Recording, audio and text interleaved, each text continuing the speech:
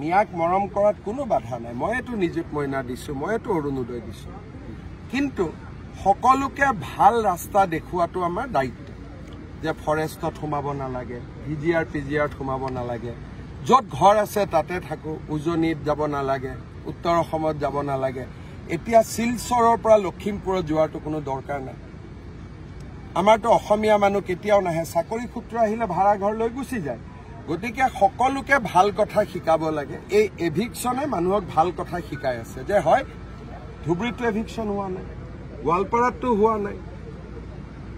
ফৰেষ্টতহে হৈছে ৰেভিনিউটো ক'তো হোৱা নাই চৰততো এভিকশ্যন হোৱা নাই কোনোবা চৰত এভিকশ্যন হৈছে নেকি কিন্তু ফৰেষ্টত যে আমি সোমাব নালাগে সেইটো চবেই শিকিব লাগে কাৰণ ফৰেষ্ট কাটাৰ কাৰণেতো এতিয়া ইমান গৰমত আমি চবেই ঘামি আছো অকল ময়ে ঘামা নাই মিয়া মানুহতো ঘামি আছে সেইকাৰণে আজি দীঘিলী পুখুৰীত এডাল গছ কাটিলে মানুহে হুলস্থুল লগায় কিন্তু হাজাৰ হাজাৰ বিঘা ফৰেষ্টত গছ কাটি দিছে কোনেও হুলস্থুল নকৰে ফৰেষ্টত জনজাতীয় লোকক আৰু 3টা জেনেৰেশ্যন থকা লোকক বাদ দি ফৰেষ্টত কোনো থাকিব নোৱাৰে এইবোৰ আইনৰ লিখা কথা এই আইনখন কোনে বনাইছিল কংগ্ৰেছে বনাইছিল গতিকে আমাৰ কথাটো ভাল কথা আমাক যোনে ভাল ভাবি ল'ব তাৰ ভাল হ'ব